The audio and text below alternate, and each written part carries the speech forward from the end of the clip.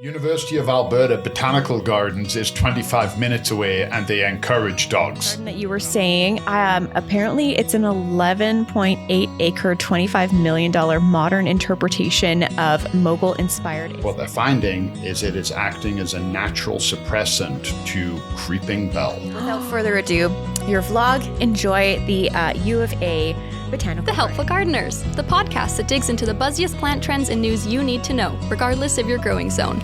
Colin is a skilled horticulturist with decades of growing experience across Canada. Brandi is the greenest of green thumbs with a love of asking questions. Welcome to our garden nook. So did I see right that you went on a trip this past week? Road trip, baby. Was it just you? No, so Jenny was doing a shoot in Edmonton. Okay. She works for the Métis organization. Neat. And they work with a group called Trade Winds, and they teach natives trade skills. So it's like an apprentice school. Nice. And Jenny is their official photographer. Okay. But they're based in Edmonton. So the event didn't end till, I think it was like 7. So I had like 3 hours to kill. I'm like, oh, what am I going to do? And I Googled some dog parks and down at the river. And I was like, it just seems lame. Yeah. Like I can do that in Calgary. I can go to a river in Calgary. So yeah, but it's a different river. And it is. That's You're like, fair. water is water. I don't care. Exactly. But I'm like, there's got to be something better. If there wasn't, that was my plan B. Sure. So I Google and I'm like, are there any fun dog parks or gardens? Like I was thinking like Silver Springs that I can take Jimmy to. Yeah, Easter eggs. Yeah. University of Alberta Botanical Gardens is 25 minutes away and they encourage dogs. And I was They encourage dogs. Yeah, sold. So Jimmy and I hopped in the Jeep and we were very far north in Edmonton. We were on 142nd Northwest. Oh my gosh. Yeah. So it was, but the thing is really close to the ring road. Oh yeah. So you hop on the ring road and then rip around. And I think it was about half an hour. We were in the little town of Devon and that's where the garden is. You're kidding. Yeah. So it was rad. Oh my gosh. Okay, so tell me about it. So is it an outside one, inside one? Is it? Jimmy and I had to speed run it. Oh. Yeah, which is not the correct approach to go into a garden. Okay. So I would say we did only see maybe, from what I've seen of the maps and what I could see but couldn't get to, I think we did maybe 50%. So you did 50% on a speed run. Yeah. I drove Wow. I drove to Edmonton that day and then drove back and I still did 14,000 steps. Holy moly. Did you track all your health? Did you reach a moderate level? Did you? Oh yeah, my watch was like, that was a very good walk. Do you think you burned as many calories as you did gardening? I can't remember how many calories I burnt that day, but it was like 3,300 or something. Holy moly. No, Jimmy and I were huffing it. Yeah. And Jimmy's fine with that. Jimmy's like, oh, this is awesome. He's like, I was bred for this. You're the slow-mo. We don't do this enough. But there's a tropical exotic plant greenhouse that's also a butterfly house. Oh, cool. Didn't go into that, so I can't speak to that. Okay. I did the Japanese gardens, the Aga Khan, and the wetland elevated walk. Mm-hmm. Those were the 3 main areas. I did also see a little part of the alpine, subalpine rock garden, the pine pavilion, and the grebe pond. But then there were other areas I just didn't get to at all. Oh my God. What was your favorite one? Favorite was the Japanese. Okay. The blown away hidden surprise, wasn't expecting it, was the Aga Khan. Oh, okay. Meaning you didn't know it was there, or you were like, I did not know what to expect and I was blown away. I visually, you're walking through the forest and you're on this elevated path. It's really nice. And there's a reflecting pool at the beginning, black marble, whatever. And then through the tree line, you can kind of see this concrete brutalist architecture. And I'm like, what's that? It's phenomenal. It's about the length of the main aisle at Golden Acre, maybe more. And it's all steps. The fountain was down for maintenance. I guess they probably do maintenance during the week and have it up for the weekend. But this huge fountain, the entire length, and then sunken gardens and roses and lilies. you go up the steps and you walk out onto the plaza and you're like, what the hell is like actually stopped me in my tracks. Yeah. Like made me do like a That's like, kind of nice. That's a compliment to 100%. the landscapers for sure. Oh, that's so cool. Okay, so your favorite was the Japanese garden. I see that you had some pictures from the event, so I'll pop them up for our viewers. If you're listening to the podcast, and definitely go back and take a peek. We're also going to have all of these available over on our blog at goldenacre.ca/podcast. But I kind of want to go into the Japanese garden a little bit because I see there's a picture of a sign that says this was planted by a princess. Oh, yeah. Like an actual real life princess. Yeah, the Japanese princess. I can't remember her name. Princess Nomi. I honestly can't remember it. I don't want to offend her by just guessing random names. So, but there's actually a cool story. So apparently she planted the tree and it never flowered. Yeah. Didn't flower at all. And they said, oh, it won't flower. The legend was that it wouldn't flower until she was married and pregnant. Oh. Anyway, never flowered. The year she got married, it flowered. What? Yeah. This myth, this legend. So she wasn't pregnant, but this myth and legend actually had credence. Kind of came up, yeah. What they said was, I think it was 10 years after she planted it, she got married. Maybe more. I honestly can't remember. Mm-hmm. But what they said was it took that long for the tree to climatize to the hard Alberta environment. It just so happened to go like that. But yes, absolutely, the tree was planted by a princess. Oh, that's so cool. I was actually looking up the Japanese garden, and I guess the Japanese garden came to be in 1990, and it's built in the traditional Kaio style, an authentic strolling garden. Did you feel that vibe while you were there? It was a strolling garden? 100%. Okay, cool. And I passed, so there wasn't a lot of people at all. Score. That's another question I have. But the few people I saw actually were in the Japanese garden. Nobody other than me and Jimmy was moving fast. And people were stopped and they were sitting by the water. Jimmy and I were we were speed running it. So we're like, where does this path go?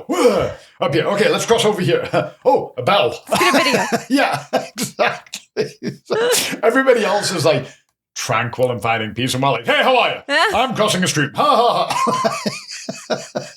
Oh my goodness. We were probably happy to see them. Actually, no, that's not true. Jimmy, everybody we walked by had to stop and pet Jimmy and tell him how handsome he was. Maybe that's why they allow dogs, because it's like it just adds to the experience. Yeah. Wow. So a strolling garden. And then I guess did you happen to see the Indigenous people's garden? I didn't. Missed that one too. See that? I didn't even realize they had that. So that's really cool. Apparently that opened in 1980. Yeah. So even before the Japanese garden. That would make sense, actually. Yeah. And then there was the Aga Khan garden that you were saying. Apparently it's an 11.8 acre, $25 million modern interpretation of Mughal-inspired Islamic architecture. It opened in 2018, and it's the most northerly Islamic garden on the planet. So I was a little off when I said Mainal, 11.8 acres. But maybe you just saw maybe it's like... No, well, wide? I walked it. I saw the width of it because I did walk like both directions to really experience it because it blew me away. Yeah. So just for perspective, Golden Acre, our land, not the store. Yeah. The land that we're on is 13 acres. Oh my gosh. So almost the same sizes. Yeah. So, because it's this concrete wall and there's a fountain running down and there's like these orange sails. They're metal, but they look like sails on the top. And that's all you see. So you don't really get a sense of the grandiose of it. I know you were also looking at a lot of the water features that were there. And I noticed there was like a big diversity because you have one picture of sort of almost like a cross, like it's like little streams and they kind of cross each other. And that's in a larger piece of architecture. But then you also have the more natural landscapes where you've got more natural rock and the actual waterfalls kind of going down. So those were in completely separate spaces. So the natural rock waterfalls, Japanese garden, the concrete wall, that's the entrance to the Aga Khan. That's so cool. So you can really kind of get transported into a different world, essentially. Tell me about the boardwalks. So not in the Japanese garden. Yeah. Japanese garden is all, there's some gravel paths, some natural stone steps, and then some paved areas.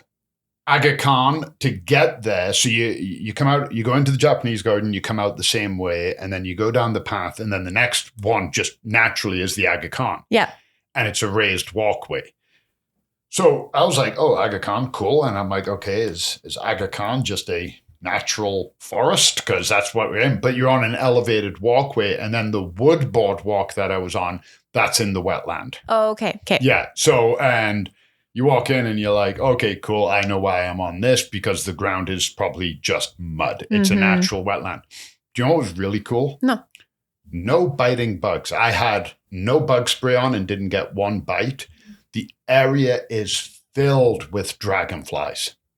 Dragonflies and spiders everywhere. So they do the natural pest control thing. Anybody who's arachnophobic, I also am a little arachnophobic. I don't mean spiders everywhere. It's not like you can't. It's not Australia. What I mean is when you look into the shrubs and you're exploring, you see spider webs. Yeah. Okay. But the dragonflies are everywhere. Yeah, just eating up the bug. Yep. Yeah. Like I was standing on the grebe pond, which separates the Aga Khan from the Pine Pavilion. Yeah. And the dragonflies are like zoom, zoom, zoom. Cool. All over. I'm like, so rad. So there was also like a big, was it a bell? Yeah, the bell. So was there like a little plaque saying what that was? It's a friendship bell. So I'm there and I'm like, I'm going to ring the bell. But I have to make sure there's a sign saying, please do not ring the bell. Because you don't know, like maybe this bell is like 500 years old or something. Sure, yeah. But, and you know, they've got like the big bong, the big wooden post that you slam into it. So Jimmy and I walked all around it and there's no sign saying don't ring the bell. So we rang the bell. So how did you do it? Did you actually physically move it? Yeah, it's a big 3 foot long wooden post and you pull it back. It's on chains and you throw it forward and the bell has got, so it's brass copper and it's all kind of green, but where the wooden log hits, it's gold. So that also tells me other people are ringing this bell. And you throw it and it goes bong. Okay. How hard did you hit it? You know what? So I was like, okay, I'm going to be quite gentle. And my first swing didn't even hit it. Oh, okay. The chains are so heavy. So the first one, I'm like, okay. And I let it go and it went. And I was like, all right. That's climactic. I'm bonging it and I'm like, oh my God, this is awesome. Look at me spreading friendship. I'm awesome. And then I turned around and there were a couple standing behind me staring at Jimmy. Well, they wanted to know. They were like, okay, he's going to do it. I'm sure not going to. No, I walked away and I was like maybe, I don't know, 100 meters down the path and I heard bong. See, okay, so when you did it, did you do that thing where you're like, okay, I need to like book it now? No. Okay. No, I was holding it because you can touch it and you can still feel it vibrating. Oh my gosh, I would have felt so naughty. I would have ran away. Are you kidding? I would have been like looking for an official being like, don't touch that bell. Can I also talk about your shirt? Oh. So first of all, today you have this awesome shirt, which is so funny. I feel like I recognize that character. It's Richard Scarry. So Richard Scarry was an American children's author. Yeah. I read his books back in England. I had some of his books. And there was a page, and I always remember it from my childhood, and it was all the animals driving different cars. I think the pig was driving a pickle, all different things. And I always loved the worm driving his apple, and I found it. There's something, I just recognized the worm. But then here at the garden, you chose to wear a shirt. Yeah, where the wild things are. Was that intentional or? No, okay. I didn't know I was going to the garden. That's just a great shirt. I just love that. I have to say, 9 people commented on Jimmy, and 1 person also commented on my shirt. Must have made you feel so good. Yeah. Well, no, the Jimmy part, he gets all that. Like, no, the shirt. You'd be like, yeah, I chose this. Yeah. She was like, this lady was like, that's an amazing t-shirt. And I was like, oh my God, thank you so much. Instantly, you're cool because you know where the wild things are. Exactly. There you go. Yeah. Yeah. Okay. Well, that's really cool. I know we're going to get into sort of your first vlog. There's one more thing I want to share. Those pictures I sent you at the very beginning, there's a bright white flower, and that's the Canadian anemone. I was talking to a woman there, and obviously we come in, she comments on Jimmy and she's, what kind of dogs? I tell her, and then we start talking about the plants. I'm like, it's my first time here. And she's like, oh, I come here all the time. I volunteer. Oh, whatever. Cool. So we're talking. I was like, I'd heard about this place, but I didn't know it was this close, blah, blah, blah. And she was telling me the night before, 2 nights before, very recently, she'd been to a lecture there. And they're doing work with this anemone. So I believe it's the Anemone canadensis. So the Anemone canadensis is a native plant to Canada. Okay. It's not invasive. It's beautiful, flowers white, grows in full sun or shade. Just a phenomenal plant. Blooms early spring. What they're finding is it is acting as a natural suppressant to creeping bell. So they've done some tests. So let's not get ahead of ourselves. Don't share it. Don't spread it. You only heard it here. Yeah. So apparently it grows by rhizomes, so creeping roots. Well, those rhizomes grow higher up in the soil level than the creeping bell. So they're growing across the creeping bell, and they form these huge carpets, and the creeping bell snuff it out. Yeah, is having difficulty getting up, and they think they may have found a natural native cure to the problem of creeping bell. Cool. Well, we'll have to keep up on that and see what maybe we'll have to do another episode and actually chat with somebody there and see kind of where that research takes them. Road trip sounds like a lot of fun. In the meantime, we'll go on your road trip alone and we'll get into your vlog here. I just want to kind of give one more sort of overview of what the University of Alberta Botanic Garden is. I didn't realize that it is a 97-hectare property located in Parkland County, just southwest of Edmonton in Devon. Alberta's largest botanical garden, a showcase for both northern climate horticulture and world-class cultural landscapes. It's outdoor, indoor, pet-friendly, as you mentioned, native plant species, research being done there. So it's a really, really cool place. And go and see all of them. And as you mentioned, you want to spend a whole day. And so don't. Lots of sitting areas too. And you're allowed to bring in outside food. So you can go with family. You can have a picnic. You can bring your own water. Yeah. You pay to get in. It's like $25. But you can spend the whole day, bring your own food, and take your time. Love it. And it was also established back in 1959, donated by an Edmonton lawyer called Colonel Sandy Dyed. It wasn't a public park. It was founded as a botanic garden and field laboratory strictly for use in the U of A's botany department. Oh, interesting. In the 70s, severe flooding nearly destroyed the site. But then it was saved by the Devonian Foundation, who funded a brand new canal drainage system, added more acreage. They renamed the garden to the Devonian Botanic Garden under a 25-year agreement. It reverted back to the original name in 2017. And now it is also a partner of the Millennium Seed Bank in Kew Gardens in England. And it contributes to the largest global plant conservation project in the world. What a gem. Right? So there's a lot of things to go and check out, I guess, when you go there. And like you mentioned, you wouldn't have found out some of the things without actually talking to someone. So while there aren't a lot of visitors at times, I feel like, which you thought was a bonus, obviously, maybe go and find people who are volunteers there or who work there and just start asking questions. Well, and the staff that I did speak to, I spoke to 2 members of staff and that lady at the beginning. Yeah.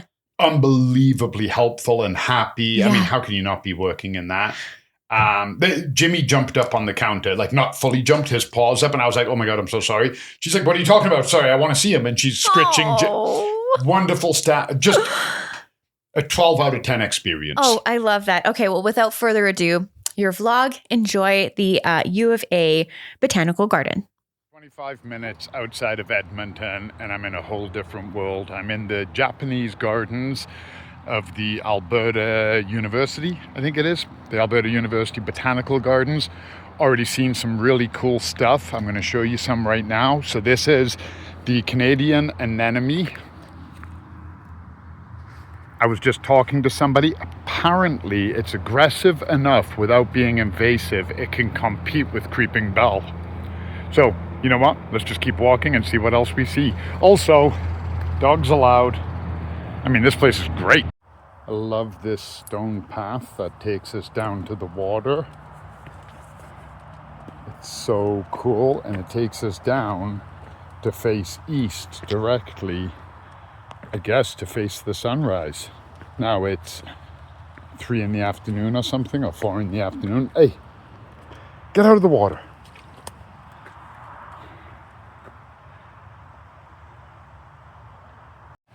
So there it is. There's our little pathway. And then there's the bridge we were looking at earlier. Jimmy wants to go in the water because, of course, he does.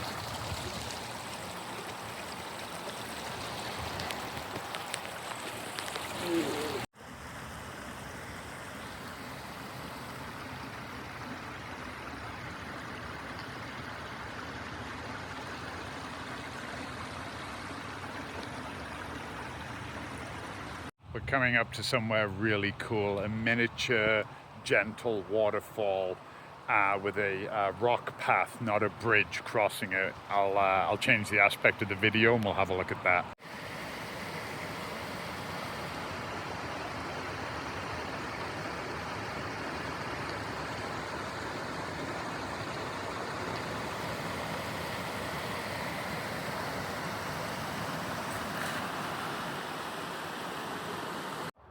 So I just found this really cool pagoda, and you better believe if there isn't a sign saying, "Do not ring the bell," I'm gonna ring that bell. Okay, Jimmy and I looked everywhere. We didn't see a sign. So let's go ring a bell.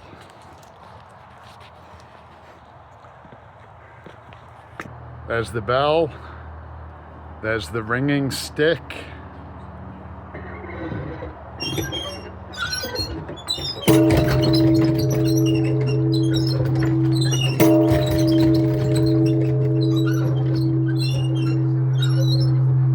That was fun. I want to do that again. I can still hear it resonating.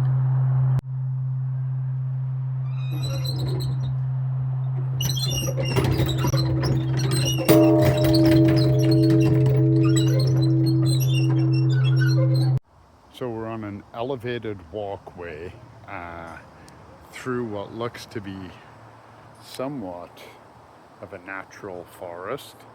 We're going to see, this is the Aga Khan Gardens. So we're going to see what's happening here. And Jimmy is still loving life.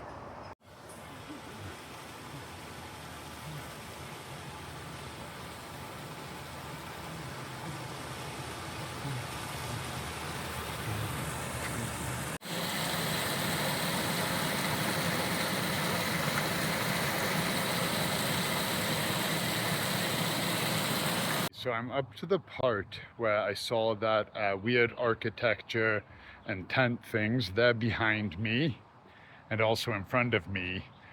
But I'm going to show you the shot that you see when you come up the stairs, and wow. So when you come up the stairs, you see the part I see, and then your eye gets taken to this. Minus Jimmy if you're here, because Jimmy probably won't be with you. So we're coming through the forest, and I saw something out of my eye, and now we're gonna have a look. And it's not that fountain, but that is pretty cool. Now I have to pee though. But it is this weird brutalist architecture in front of us. There's something else I would like to point out about this. It has the perfect amount of people.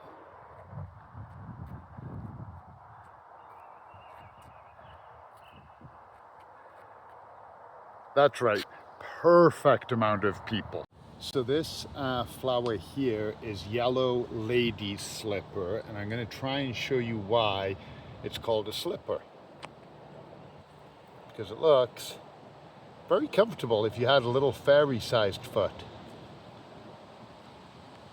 So this area is called the Pine Pavilion. They've strung up lights, and then there's little private seating areas dotted all throughout. I can only imagine what this place looks like in the evening. And by the way, the smell here is incredible. So much fragrance and blossom. There is a lot of pollen in the air. If you have allergies, maybe give it a few weeks. But yeah, Jimmy decided to take advantage of one of the sitting areas and take a load off. We've been walking for quite a bit. Hey, Jimmy. So I'm at the pond you saw from that garden, and I dig these guys. These guys I don't mind. Look at them. This place is awesome. They have all their geese in a row and some ducks too. This is a alpine garden. It is incredible. I'm trying to not keep focusing in on crazy cool stuff, but look at that. Look at that. Filled with pollinators. I've seen a few different birds. I've seen some waterfowl. And this is just stunning. It's quiet. It's hidden.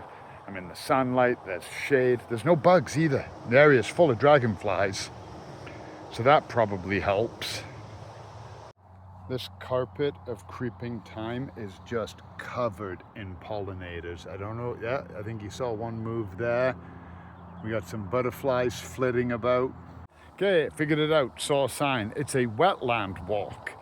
Not very wet, I gotta say. Pretty dry right now, probably because I am elevated, much to Jimmy's chagrin. But I'm loving it. So I don't know how well this will pick up on video, but I can hear frogs now.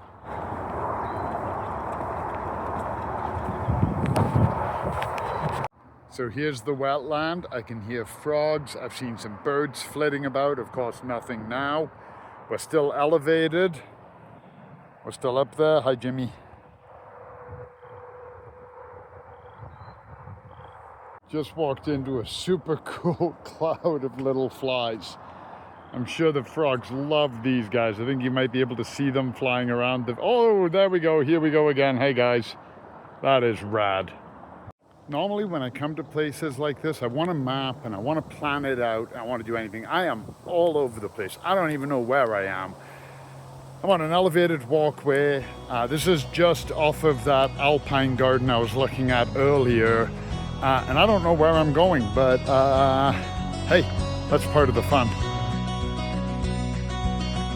This podcast is brought to you by Golden Acre Home and Garden. Find seasonal inspiration for your home and garden in Calgary, Alberta year-round. Visit goldenacre.ca.